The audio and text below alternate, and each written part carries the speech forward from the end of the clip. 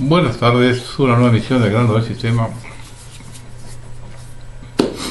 Acá hay un mega canje de deudas externas por petrodólares de vaca muerta. Todo este negociado que están haciendo con las deudas con los señores. Este es un artículo que escribió Mario Cafiero. ¿Cuál es la razón de continuar con esta escalada de aumentos tarifarios? Macri en vaca muerta dijo que había que decir toda la verdad y no lo hizo. La verdad es que el aumento de tarifas está destinado a financiar la costosa explotación no convencional del yacimiento de vaca muerta. Y a su vez destinado a solventar la exorbitante deuda externa, que a partir de los últimos 2 años tiene un crecimiento exponencial.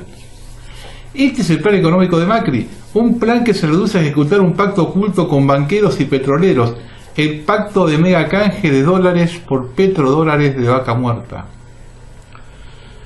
Para salir apresuradamente del cepo cambiario y arreglar con los fondos buitre, Macri recurrió a los bancos internacionales, encabezados por el JP Morgan, y eso pusieron como condición que la garantía de la deuda fuera el gigantesco reservorio de vaca muerta. El gestor de este acuerdo es el secretario de Finanzas Toto Caputo, y por ello no ha sido eyectado del cargo luego se conociera su inconsistente declaración jurada.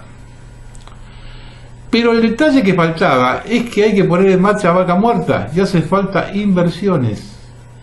¿De dónde pensaron estas astutas mentes financieras que salieron esos recursos? ¿Sí? Adivinó, de los bolsillos de los argentinos por medio del aumento de tarifas. Y no terminó allí. Con la nueva ley de participación pública privada, los famosos PPP, que de acuerdo al propio diario Clarín se corre el riesgo de duplicar o triplicar el costo tradicional de las obras públicas. Una de las primeras será la infraestructura en vaca muerta. Pero el detalle que faltaba es que hay que poner en marcha vaca muerta. Y ahí no termina el plan. Algún ingenuo optimista puede confundir o conformar diciendo que la riqueza que se exporte de vaca muerta a la larga nos puede beneficiar. Dicen que un optimista es una persona que le falta información. Y este es el caso. En noviembre pasado, Macri, Marcos Peña y Duhovne firmaron el decreto 893/17, por el que se dispone sin ningún tipo de fundamento que se deroga la obligación de liquidar las divisas de exportación en el Banco Central. O sea, que en vaca muerta pagaremos las inversiones con los aumentos de tarifa, nos quedaremos sin el petróleo y con riesgos ambientales enormes. Sin los dólares que irán al pago de una deuda externa, eterna, fraudulenta, y sin los dólares de exportación que no tendrán obligación de traerlos al país. Si todo esto fuera poco, por último hagamos una pequeña regla de 3 simples para dimensionar la demencial del costo de la política antiinflacionaria del Banco Central. El costo de intereses de la LEBAC es cercano a 895 millones de pesos por día. El 70% de los usuarios consume un promedio de 180 kilovatios por mes y la tarifa domiciliaria de luz es de 1.425 pesos. 1.425 por kilowatt, perdón. 1.425 por kilowatt. O sea, con un día de intereses de LEBAC podríamos subsidiar íntegramente el consumo de 3.469.000 hogares por día. Pero este gobierno prefirió la transferencia de recursos hacia los sectores concentrados multinacionales. Pero hay aquí que el diablo empieza a poner la cola. Esto lo publicó el diario Río Negro. Que los reclamos mapuches contra vaca muerta ya llegaron al Tribunal de Justicia de La Haya. Una delegación de mapuches expuso esta semana en La Haya la situación de las comunidades mapuches asentadas sobre el yacimiento de vaca muerta. Gilberto Wilipán advirtió a los accionistas: si Shell sigue las instrucciones del gobierno de Mauricio Macri, si no pueden construir una relación de respeto a nuestros derechos, sus inversiones no estarán nunca aseguradas. Por otro lado, anunciaron que hay una incompatibilidad por el conflicto de intereses del ministro de Energía y Minería Juan José Aranguren, que todo declararon en La Haya. Pero fíjense quién lleva la campaña esta. La campaña internacional la llevan adelante organizaciones como Greenpeace, Amigos de la Tierra, Global Witness, Instituto Internacional, Amnistía Internacional, Free Fossil, Observatorio Petrolero Sur de Neuquén y comunidades de distintas etnias originarias en todos los continentes, entre otros grupos y colectivos de activistas. Pregunto, ¿qué pasa si los mapuches no dejan explotar Vaca Muerta? O esta gente va por guita o si no la dejan explotar. ¿Hay indemnizaciones para pagar por parte de Argentina con el contrato firmado? Todos están medio como entreverando ahí, ¿no?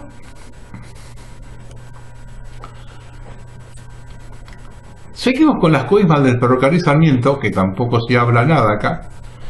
Tema Odebrecht, acá no se habla, pero en otros lados siguen hablando. Por eso, Mauricio, vos estás tapando el sol con la mano, pero en algún momento te vas a quemar la mano con el calor del sol y vas a quedar descubierto. Vos vas en cana, Mauricio. Ahora, posiblemente te lo logrés rajar 5 minutos antes. Posiblemente te lo logrés rajar 5 minutos antes. Pues este el aeropuerto, es al lado de la casa de gobierno y el túnel que estás haciendo para de adentro de la casa de gobierno para el aeropuerto para poder rajarte. Posiblemente te puedes rajar. Si no te puedes rajar, vas en cara. Vos no te salvás nada. Ni loco te salvás. El ex vicepresidente para América Latina de la constructora Odebrecht, Luis Antonio Mameri, identificó a uno de los máximos ejecutivos de la constructora y extra por entonces de Ángelo Calcaterra, primo actual del presidente Mauricio Macri, como responsable de coordinar el pago de los sobornos a funcionarios argentinos en el proyecto para soterrar el tren Sarmiento. Mameri advirtió, afirmó ante los fiscales del Lava Jato de Curitiba que ese ejecutivo de IEXA, Javier Sánchez Caballero, le comunicó a Odebrecht que debían entregarle un porcentaje de lo que cobraran con cada certificado de avance de obra para que él canalizara los sobornos. Y que si no aceptaban esa condición, se quedarían fuera del proyecto. Vas en cana, Mauricio. Vos, tus primos, todos, vas en cana. Y si te lográs rajar, y bueno, no podrás volver más. Salvo que te llegue a un país donde podamos ir a buscarte, ¿no? Pero vos terminás en cana. Esa de acá no se va. Los jueces te podrán cubrir ahora. Pero yo no doy un segundo de tu vida desde acá para adelante, no sé, 5 o 6 meses, un año. No. Vos terminás en cana. ¿Saben que hay una cosa que llama la atención sobre Pichetto, ¿no? Esa cosa de cómo se dio vuelta, ¿no? Como un trompito y ahora fue que le facilita la aprobación de un montón de cosas a macrismo. Yo voy a pasar un breve puntacito de un artículo que publicó Salinas en Pájaro Rojo. Pichetto tiene un hijo que estaba a cargo de los fondos de sustentabilidad del ANSES, 45.000 millones de dólares. Ese hijo está carpeteado porque pasó por la caja más importante, la administración del ANSES. Pichetto negoció con el macrismo la libertad de los 28 presos políticos que hoy están presos por su complicidad a cambio de la libertad de su hijo. Fuerte la acusación que hace Salinas, ¿no? Fuerte, ¿eh? Ahora, pregunto, ¿no será hora de comenzar a buscar nuevas alternativas o copiar lo que está aconteciendo en el mundo?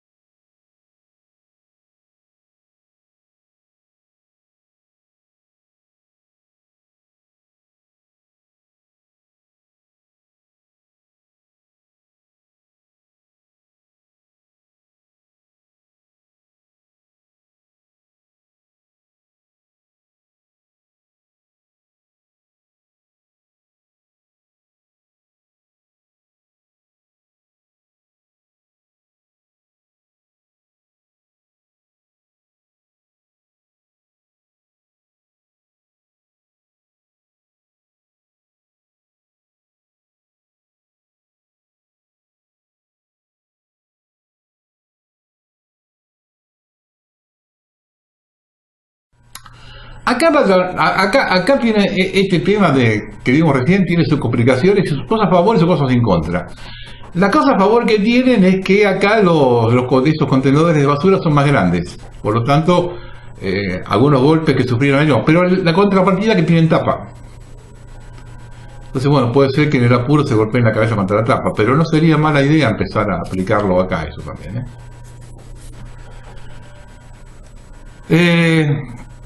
Esto lo publicó David Ramos en Así Prensa. Yo en varios programas hablé sobre el aborto y dejé bien en claro mi oposición al mismo.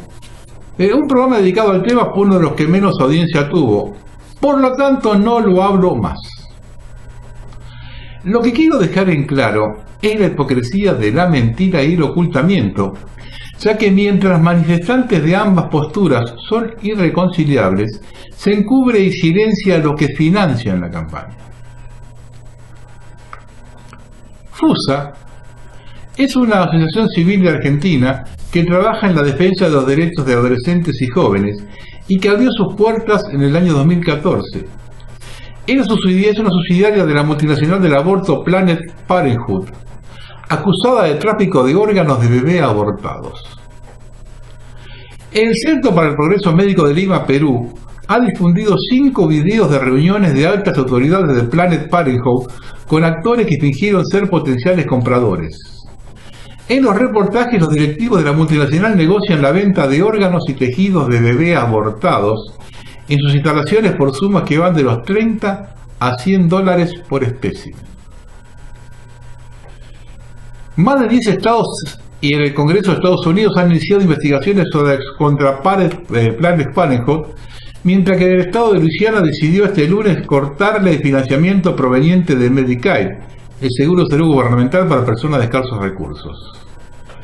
El organismo no gubernamental Proxmsex, que recibió en los últimos 2 años más de $700.000 de Planned Parenthood para promover el aborto en Perú, encabezó una carta calificando los videos que revelan el tráfico de órganos de bebés abortados por parte de sus financistas como ataques de grupos extremistas. La carta está firmada por muchos de los socios de Planned Parenthood en América Latina. De Argentina la firmaron el equipo latinoamericano de justicia y género, Colectiva Feminista La Revuelta, FUSA para la Salud Integral, Perspectiva de Género y Derechos de Asociación Civil, que entre 2003 y 2014 recibieron casi $1.400.000 de Planned Parenthood. Y el Centro de Estudios y Estado de Sociedad, que en 2014 recibió más de 67.000 de la multinacional del aborto, según contan los reportes financieros de la internacional Planned Parenthood Federation. En total aportó más de $10 millones para el aborto en América Latina en 2014. Para promover el aborto en Argentina, Planned Parenthood derivó más de $871.000 en 2014. Ese dinero se destinó a la Fundación Universidad de Palermo, la Fundación para la Salud del Adolescente, FUSA, para la Salud Integral con Perspectiva de Género y Derechos, Asociación Civil, la Asociación Católica por el Derecho a Decidir Argentina, el Centro de Estudios de Estado y Sociedad, la Asociación Civil Pro Amnistía y un amigo de la casa, el Centro de Estudios Legales y Sociales, CEDES.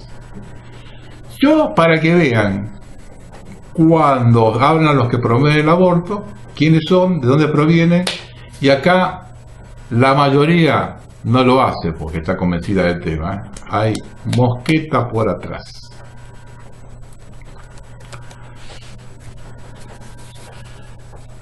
Macri compró a Israel drones lanzagases para reprimir manifestaciones. Se trata de los mismos equipos con que el régimen israelí reprime las manifestaciones de palestinos, si bien se dice que el objetivo de la adquisición es el cuidado de las fronteras. Sí. Vamos a ver las fotos de estos drones.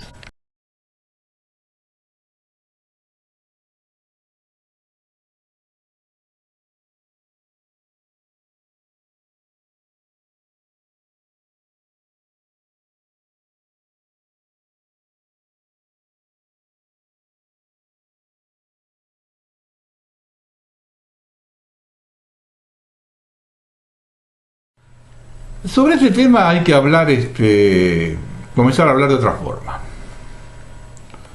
Sobre todo buscar la explicación dentro de un sistema partidario, el motivo por el cual el gobierno abre tantos frentes y simultáneos.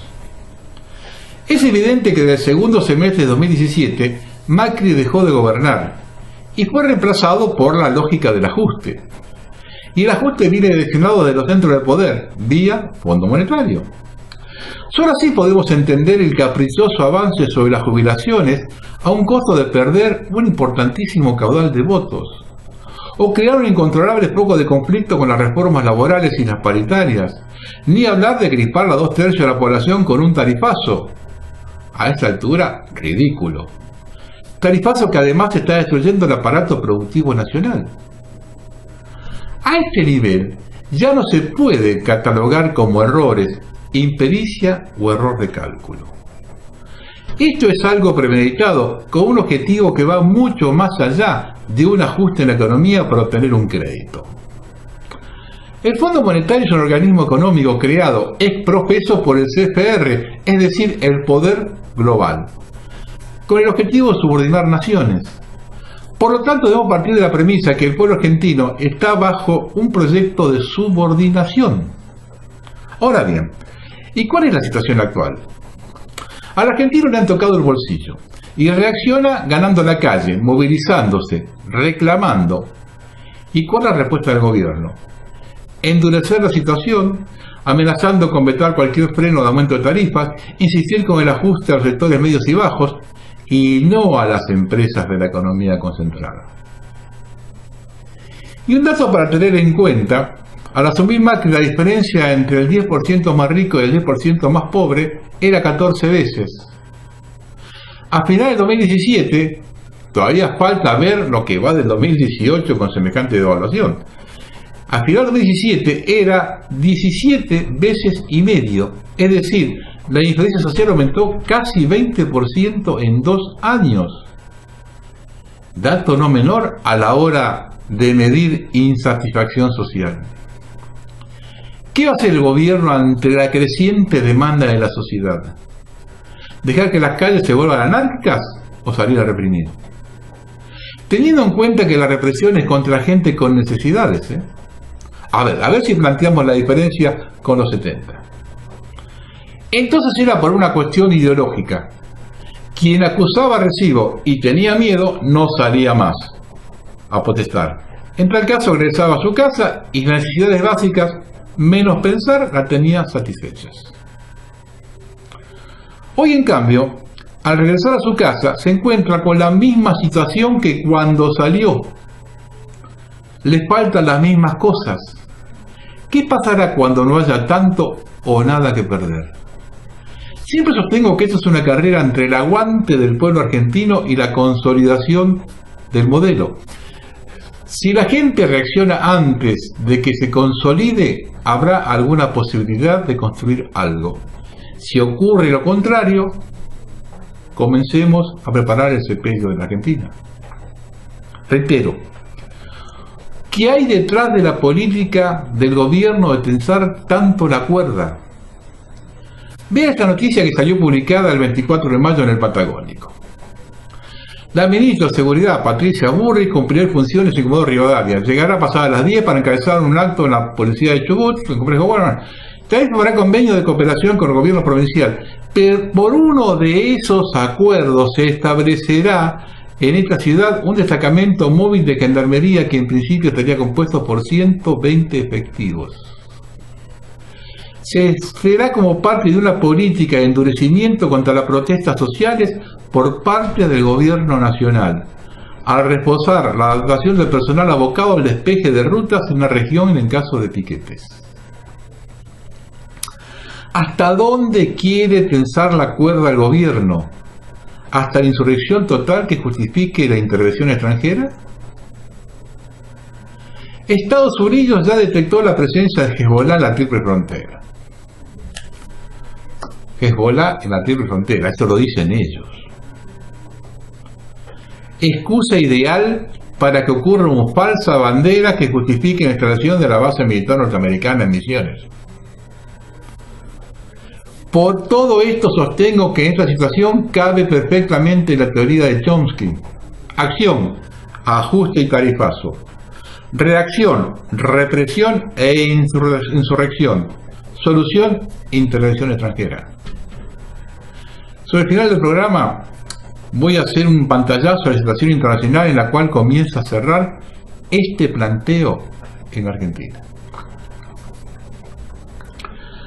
Ahora quiero leer un artículo que escribió Juan Manuel Castañeda, está en la Patagonia, porque es una cosa muy interesante de ver sobre una visión sobre la Argentina y el imperio global. En 2008-2017, él lo llamó el retorno de Platón, lo tituló el retorno de Platón. Repito, es una visión sobre la Argentina y el imperio global, 2008 y 2017. La incertidumbre en que está sumido el planeta como consecuencia de la actual crisis internacional, que adopta la forma de un desorden económico-financiero dado en llamarse guerra de monedas por devaluaciones competitivas, tiene algo de real, pero presenta también su costado de mera apariencia, típica de las operaciones de inteligencia llamadas de bandera falsa, u operaciones de velos y engaños, utilizados en el lenguaje militar para referirse a las estrategias de confusión del enemigo. 2008, crisis bancaria por hipotecas inmobiliarias en Estados Unidos con efecto dominó mundial. El tema en análisis está referido a la efectiva existencia de una crisis planetaria que afecta también al factor económico-financiero. Crisis que en su etapa más reciente y su faceta económica-financiera dio comienzo en 2008 con la burbuja de las hipotecas en los Estados Unidos, continuó en 2009 con el derrumbe bancario y la consecuente recesión económica mundial, concentrando la atención planetaria aún como mera apariencia u operación distractiva, en tanto vela u oculta el trasfondo real de la actual coyuntura histórica, que asume hoy el rastro aparente de la guerra de monedas. Todo ello en el marco de la decisión estratégica que perfecciona el sistema de poder en desarrollo desde hace más de 3 siglos. Tal el capitalismo sustentado por la filosofía y la ideología del liberalismo, sistema a su vez objeto de constante manipulación por sus detentores, esto es, la élite global operante superestructuralmente por sobre la realidad de los estados nacionales. Y con disfraz de economía libre, vela una realidad de economía planificada y dirigida, hiperconcentrada y oligopólica, con control financiero de medios de información y desinformación irrestricto, más una contundente acumulación de beneficios sobre lo que reposa una capacidad de decisión temible e indomeñable. La realidad como entidad solo aparente o ficticia, crisis económica, elude y enmascara sus otros planos, velando con múltiples artificios la construcción del poder. Todo generado y por las usinas de inteligencia o tanques de pensadores de un sistema que, a esta altura de los tiempos, se ha constituido en una máquina cuasi perfecta, blindada y eficiente en su capacidad de control y direccionamiento de las conductas y del acontecer humano en sus manifestaciones múltiples. La crisis, en su aspecto económico-financiero, tiene en los Estados Unidos como actor principal, junto con su moneda, el dólar, al ser esta la referencia internacional como instrumento de reserva e intercambio mayoritario en las transacciones mundiales desde su abandono del patrón oro en 1971. La complejidad de la crisis norteamericana induce a pensar a muchos en un inminente derrumbe de la principal potencia mundial, visión que consideramos inapropiada, en tanto el manejo de la actual situación le compete a la Reserva Federal, que es un instrumento de la élite, entidad que a partir de una decisión política en el plano estratégico especula con su capacidad ilimitada de endeudamiento, facultad estratégica de la construcción del sistema dominante, es decir, de emisión de dólares cuyo único respaldo lo constituye la formidable acumulación de poder nacional articulado globalmente, disuasivo en términos de capacidad de autoprotección y agresiva en sus capacidades destructivas, extendida a lo largo y ancho del planeta. Otro aspecto de la descontrolada emisión de dólares estadounidenses está dado en la aquiescencia de los restantes países del mundo, aquiescencia comprensible en el marco del peligroso juego en desarrollo que como expresión de terror psicológico paraliza aún las más reacias y templadas Europa, China, Rusia, Irán, frente a un eventual colapso que desde los escarceos de la crisis actual podría desembocar en un Armagedón descontrolado que no dejaría piedra sobre piedra. En el recurso de la transición, los restantes jugadores han perdido la capacidad más idónea en su rol de protagonista, esto es, en capacidad de iniciativa, que monopoliza Estados Unidos. El juego es letal, contradictorio e incierto, si no todos. Muchos desean que Estados Unidos implosione, limite o pierda su liderazgo, sumido en contradicciones, en apariencias superables. Pero no ignoran que este hecho arrastraría al planeta entero a su práctica de destrucción. Tal la maraña de intereses que atan y condicionan a la totalidad de los jugadores de la misma lógica, que no es la de la sola variable económica financiera, sino la cuasi insoportable lógica del poder y sus instrumentos soporte. A. De inexplicable maraña de intereses económicos financieros globales ceñidos, virtualmente atrapados, en la red sistémica del dólar estadounidense que impone su modelo de economía de mercado como única e indiscutible opción. B. La contundencia del temible complejo disuasorio militar norteamericano. C. El montaje jurídico de un complejo sistema global normativo de control del sistema productivo comercial. La Organización Mundial de Comercio, el CIADI, la OTAN, la Justicia Penal Internacional, los derechos humanos, la política cultural de derechos humanos, las redes globales de ONG operantes al interior de innumerables naciones, cuyo objetivo condiciona o determina la decisión política doméstica, acuerdos sobre no proliferación, tratados bilaterales, multilaterales que maniatean la ya menguada capacidad de decisión soberana. Todas estas cosas trabajan en conjunto, atando la capacidad de movilización de un país. D. El control planetario de la información concentrada en menos de una decena de corporaciones globales, determinante del evolucionismo psicológico de la población mundial a una realidad virtual. Manejan el 96% de los medios. E. El monopolio financiero concentrado en una treintena de grandes corporaciones bancarias. F. Monopolizadas a su vez por un puñado de reconocidas familias: Rothschild, Rockefeller, Morgan, Warburg, Kuhn Loeb, Lazard, Masses, etc., que concentraría una fortuna de 2.500 billones de dólares. G.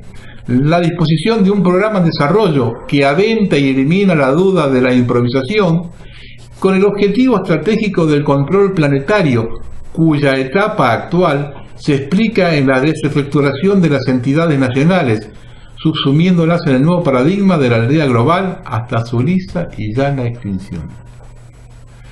En este contexto, la difusión por parte del sitio Wikileaks de informes de carácter reservado, que no secretos, de las embajadas de Estados Unidos en el mundo es un capítulo que abona el enunciado anterior. El relevo de Estados Unidos por parte de China como locomotora de la economía mundial es eso, un relevo transicional que vela la urdimbre secreta del entramado de poder. La locomotora china es incapaz, por insuficiente, de detentar per se un liderazgo mundial prolongado, fungiendo hoy como un factor de equilibrio real y necesario del mismo.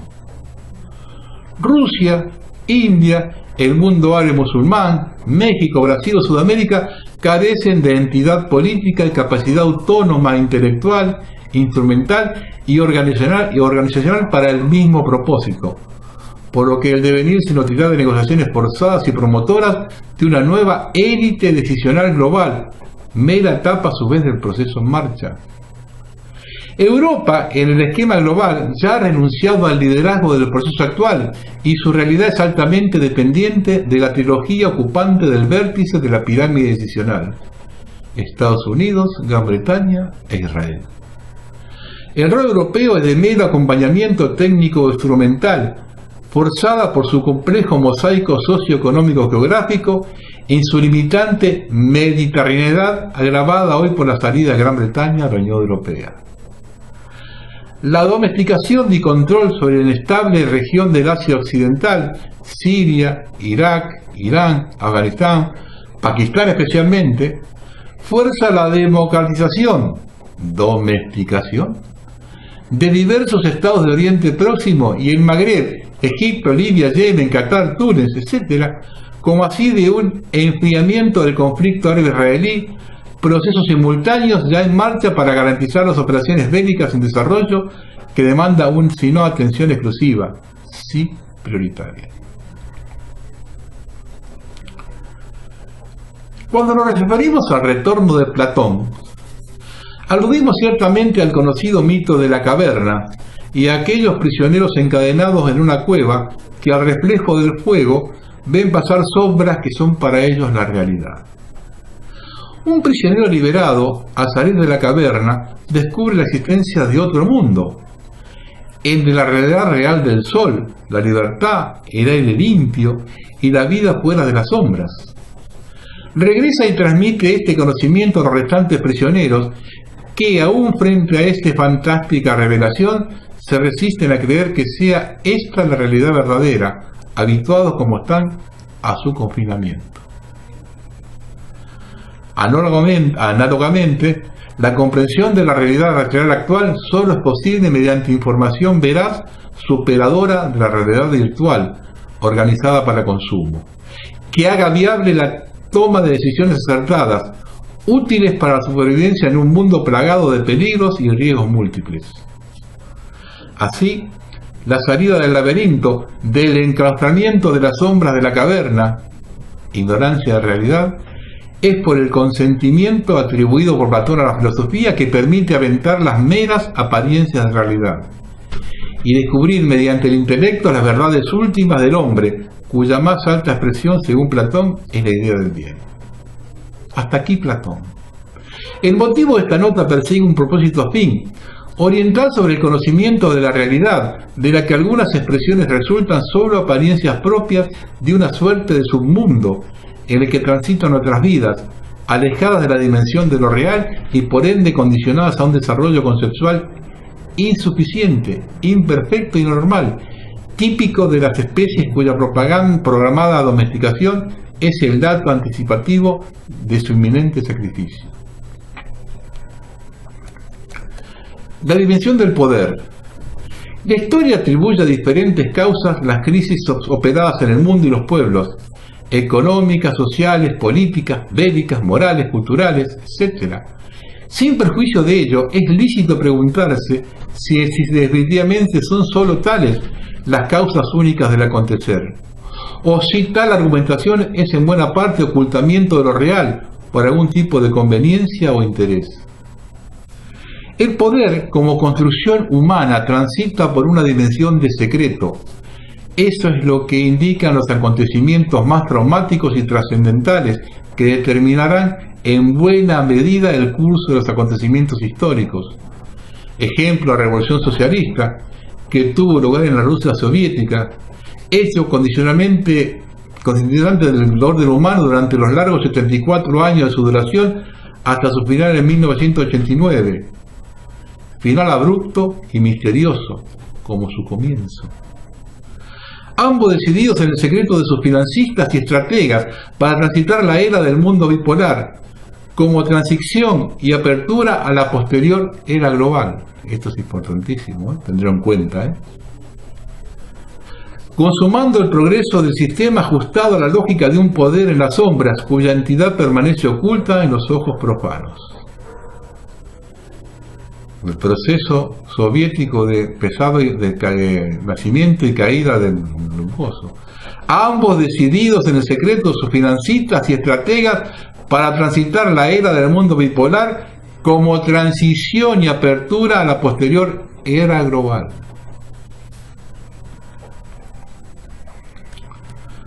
Tal revolución no tuvo nada de socialista, sino que constituyó una suerte de experimento de laboratorio que costó la vida de millones de personas, mayoritariamente rusos, como bien describe un protagonista directo y privilegiado, Emanuel Marinsky, noble ruso contemporáneo de tales sucesos junto a diferentes víctimas del Gulag de la Soviética.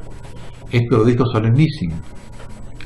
La abundante biografía que desnuda la realidad real de tales acontecimientos hilvana una suerte de historia paralela, sustraída y sistemáticamente al conocimiento público, a los programas de estudio de todo nivel y al tratamiento por la prensa llamada libre, lo que abandona la tesis del secreto.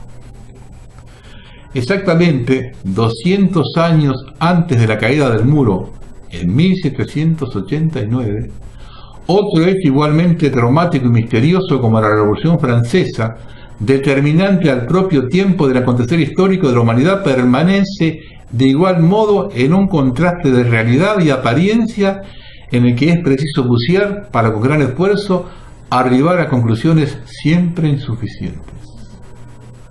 Para modificar, aunque sea en parte, el designio preestablecido, sea por los revolucionarios, por los usufructuarios o los ideólogos de un proceso siempre irreversible, en especial como determinante del acontecer futuro. Si tomamos otro hecho de igual o mayor dimensión y trascendencia que los anteriores, como ha sido la Segunda Guerra Mundial o Segunda Guerra Civil Europea, como lo denominan algunos autores europeos revisionistas, y su secuela de 50 millones de muertos, sobre su realidad y consecuencias campea el misterio prohijado en el secreto impuesto por sus maquinadores y estrategas, usufructuarios a su vez de una versión para consumo útil para redefinir de una etapa con su siguiente la característica de un mundo constituido con la paciencia de un orfebre por quienes detentan el poder, esa omnívora capacidad para diseñar en tiempo y forma la construcción del mundo. Todo ha sido provocado, tiene relación, ¿no? Cada ciclo histórico de la humanidad constituye un encadenamiento de hechos planificados y cumplidos meticulosamente en una sucesión de tragedias ininterrumpidas que han resultado útiles y apropiadas para consolidar el dominio y el control. Acontecimientos ocultos en su real dimensión a los profanos, para quienes se construye una realidad light, apta para consumo en tanto capaz de conducir la acción humana al modo de un arreo de ganado, donde los únicos tropiezos son provocados por los elementos díscolos e indóciles, siempre una minoría molesta, aunque no determinante. En definitiva, lo que se intenta ocultar hoy con el velo de múltiples acontecimientos, la masificación del deporte, la promoción abierta del sexo y la pornografía, el consumo de drogas y alcohol, la liberación femenina, Wikileaks, la música rock, la promoción político-jurídico-cultural de lo absurdo y dañoso, la TV basura, los desbordes de la criminalidad, la crisis financiera mundial y así por el estilo. Es el acontecer real de los datos ciertos e íntimos referidos a esta etapa de construcción de poder.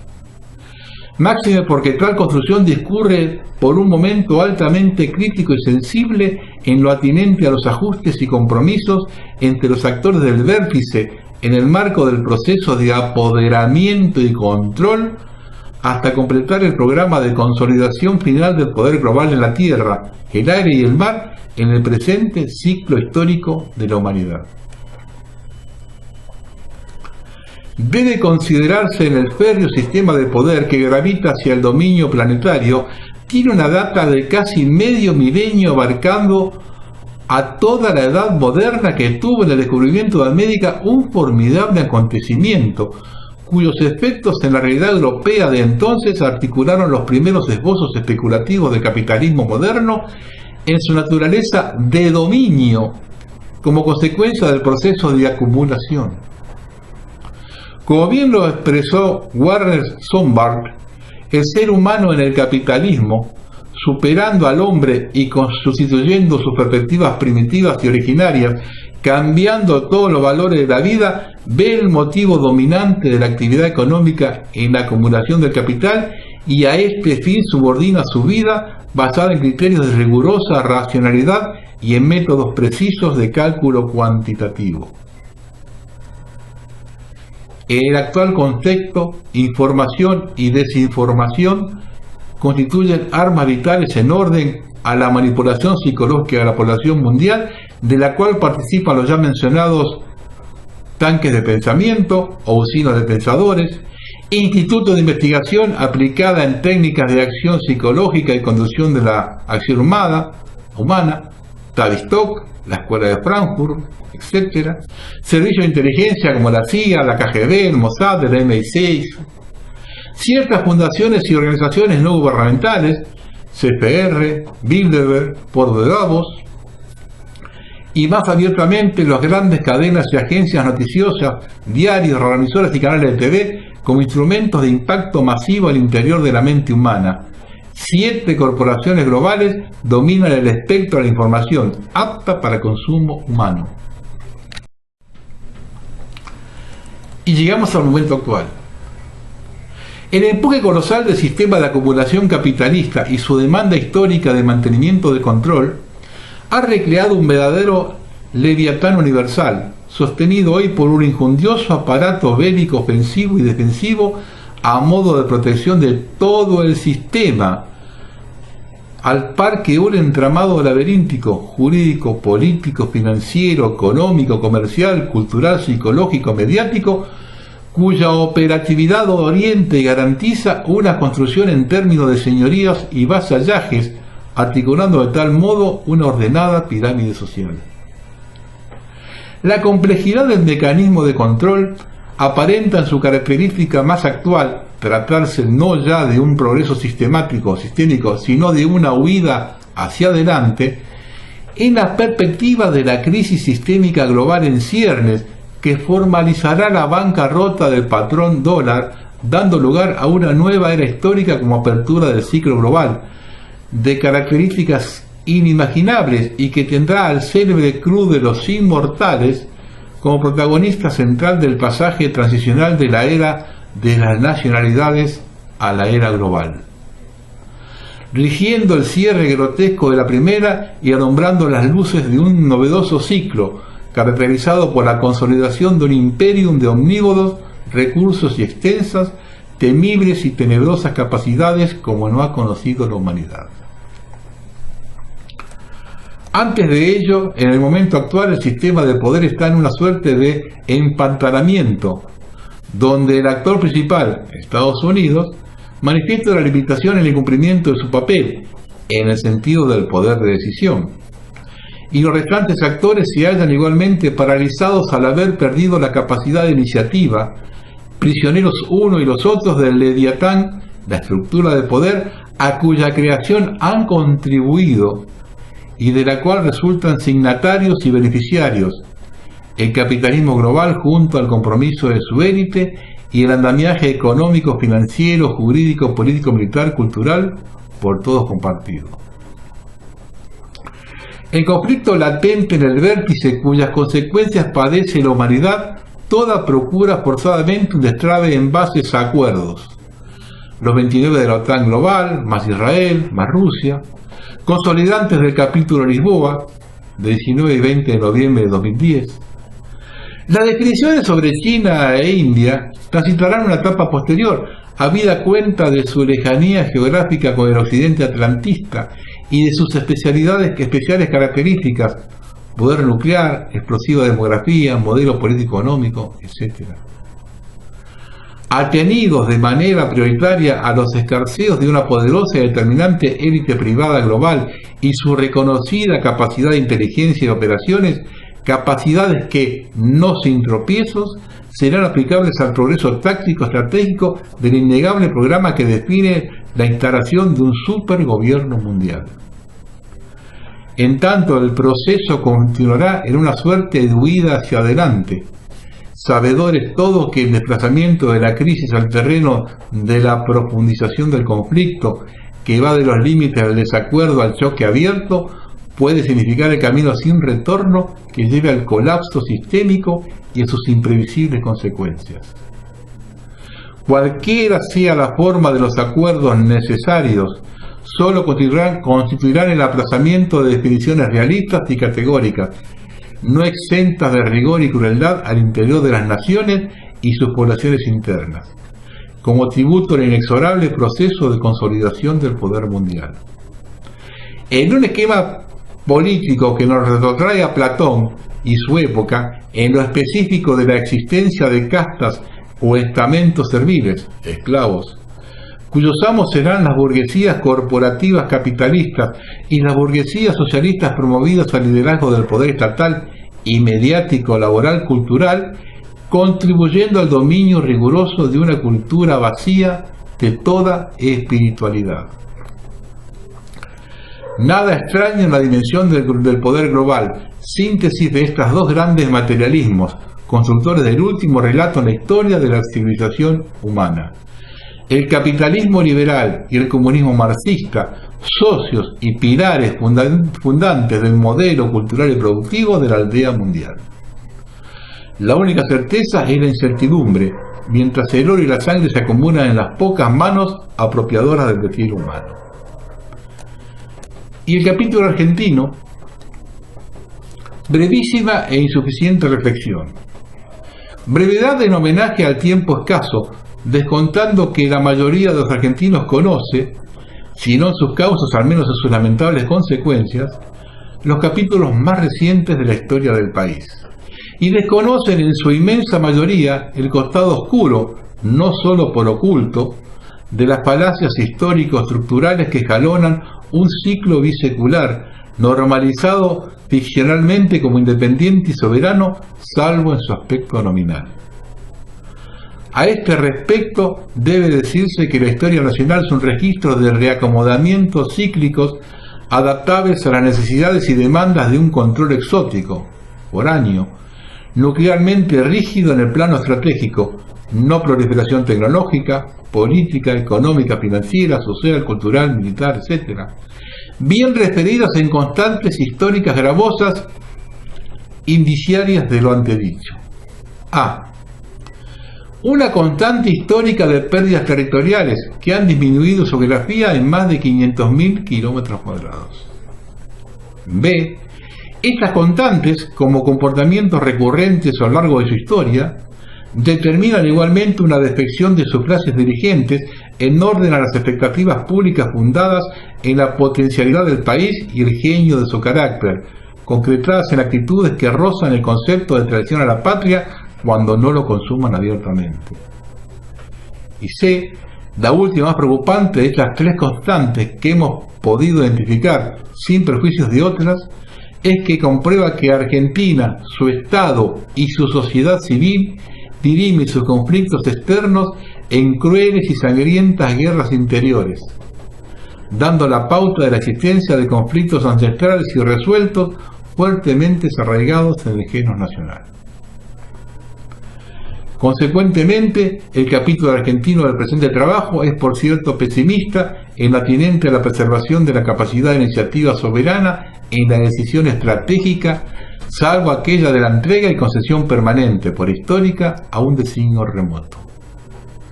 Situación homologable a los restantes aspectos de la vida cultural, política, económica y social, habida cuenta que la realidad de Argentina hoy es el de una geografía en retroceso, ocupada por el sistema de poder planetario a través de dos vías.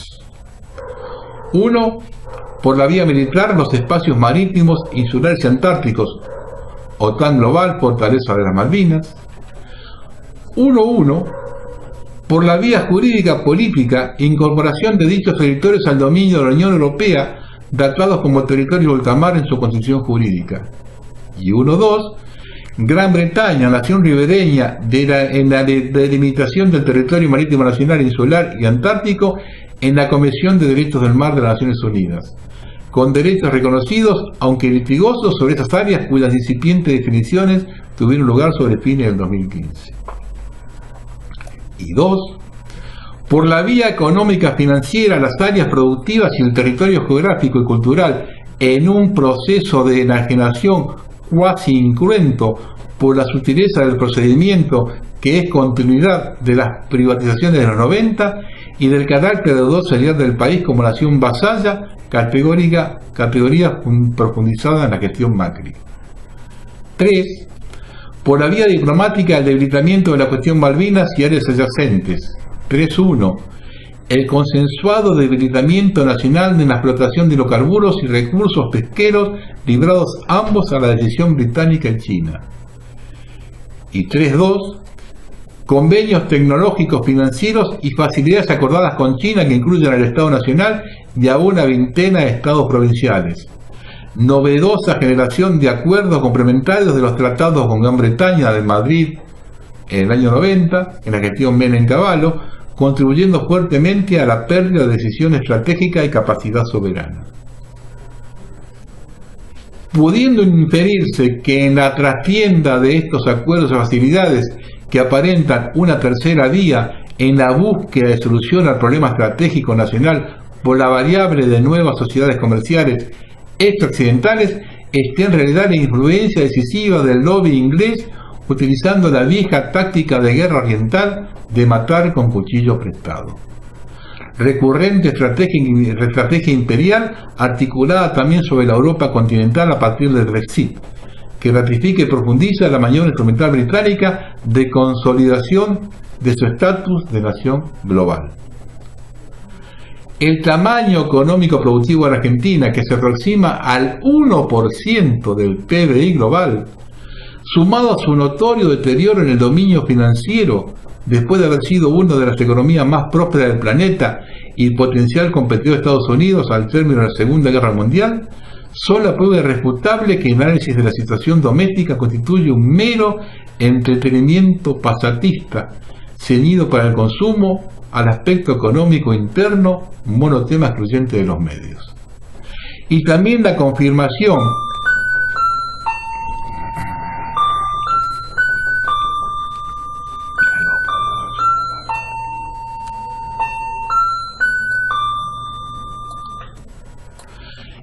la confirmación que las causas de sus graves e integrales desórdenes permanecen por mandatos exóticos, ocultos en tanto se referencian con lineamientos deterministas impuestos por una alta estrategia política global en el espacio-tiempo posterior a la Segunda Guerra Mundial. La crisis gestada por la reciente corrida del dólar y la consecuente devaluación del peso y el breve discurso presidencial de referencia pactando el traslado de la solución a la decisión del Fondo Monetario, ratifican lo antes dicho y hacen prever un nuevo mega canje que garantice el objetivo final del ajuste programado sobre la Argentina y la definición de su tamaño apropiado, armonizando con la etapa recesiva de la economía global en sintonía con el programa de reestructuración del sistema dólar en virtual bancarrota y coayudante prioritariamente a evitar su colapso sistémico. La evolución de China y su fuerte participación en el sistema capitalista es un anticipo preocupante del esfuerzo experimental de un modelo productivo global, síntesis sincrética de las libertades mercantiles, propias del liberalismo y de un capitalismo de Estado marxista, con mano de obra esclava, economía de mercados más dictadura político-cultural, modelo que se cierne sobre las naciones vasallas. Esbozo anticipatorio de la etapa sobreviniente en el andamiaje estructural del sistema de poder, cuya construcción, reiteramos, se encuentra velada por artificios múltiples y encubierta por el secreto impuesto a modo de blindaje. Todo ello ya al interior de la Argentina, con la complicidad de sus mejores aliados, esto es, sus cipayos gobernantes, en especial desde 1976 a la fecha, incluidos civiles, militares, presidentes, vicepresidentes, gobernadores, vicegobernadores, senadores, diputados nacionales y provinciales, intendentes, concejales, miembros de la Suprema Corte, jueces de los tribunales superiores de las provincias, jueces federales, etc., cada uno en su nivel, acción y omisión en que haya incurrido por su particular investidura. En lo que constituye un caso único en el mundo del suicidio de una nación a mano de sus responsables al transferir al control extranjero, en particular a conocidos enemigos del país, Estados Unidos, Gran Bretaña e Israel, las claves del destino de sus conciudadanos, es decir, el gobierno de sus propios y más delicados asuntos. y también la prueba irrefutable de que gobiernos militares, civiles, peronistas o radicales, salvo las honrosas excepciones de periodos perfectamente identificables, son indiferentes al progreso ininterrumpido del proceso de disolución de la nación argentina, riesgo anunciado públicamente desde la más alta magistratura durante el conflicto civil de 2001. Es extenso, pero es muy interesante tenerlo esto, porque empieza a ver que el problema es mucho más complejo. Para aquellos que piensan que no tiene salida es para analizarlo, y para los que pensamos que tenemos salida está bien para vernos dónde estamos ubicados. Hay un contexto internacional, como yo lo anunciaba al comienzo del programa, que nos puede llegar a complicar y que viene a avalar todo esto que yo vengo diciendo, con tres informaciones que prácticamente no tuvieron discusión. Irán ha tomado este jueves pasado, tras una charla de Rouhani con Merkel, la decisión de abandonar el acuerdo nuclear. La conversación, interceptada por los servicios de inteligencia israelíes, se produjo en los siguientes términos. Angela Merkel le dijo al presidente iraní Hassan Rouhani que para mantener el acuerdo era imperativo detener la producción y desarrollo de misiles balísticos y controlar su participación militar en Siria y en Yemen.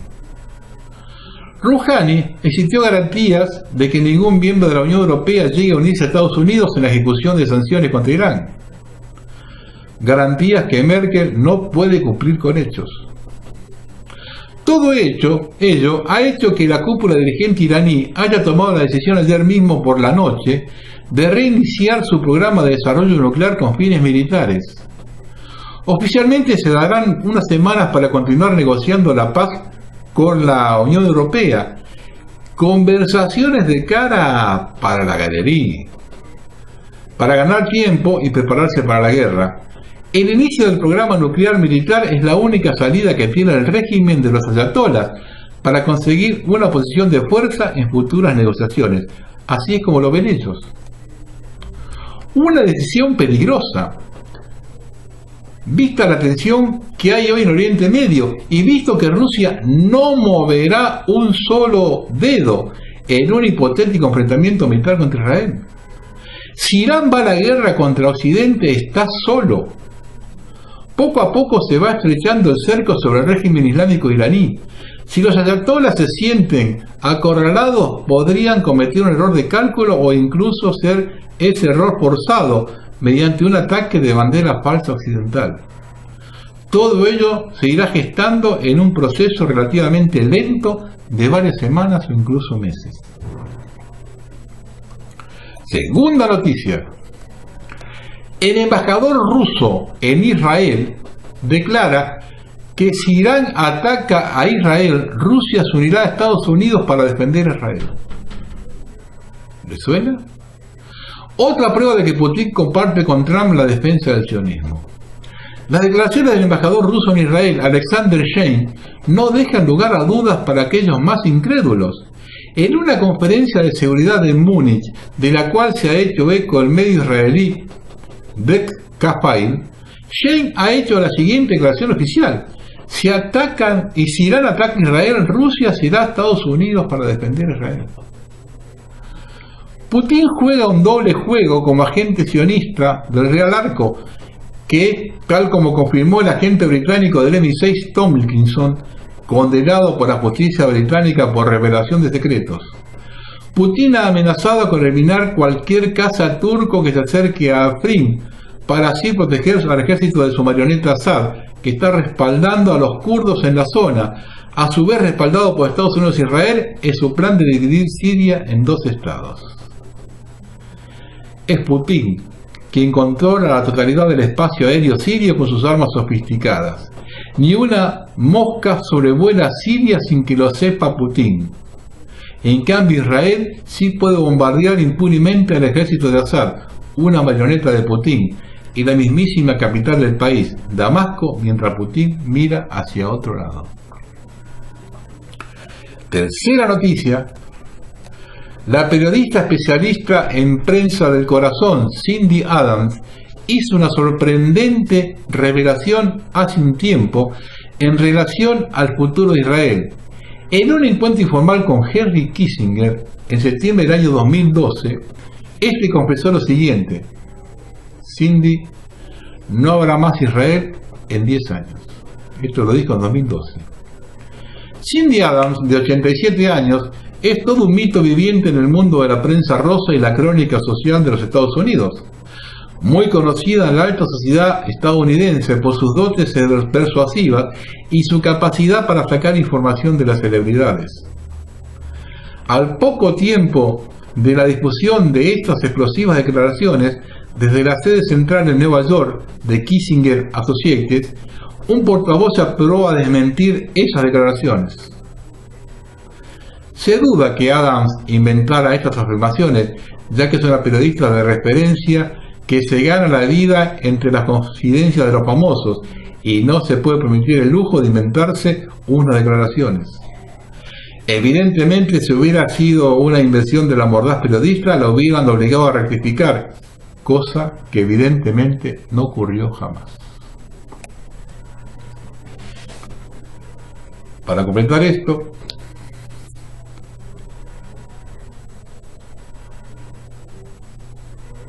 ciudadanos de Suecia reciben instructivo sobre cómo prepararse para una guerra.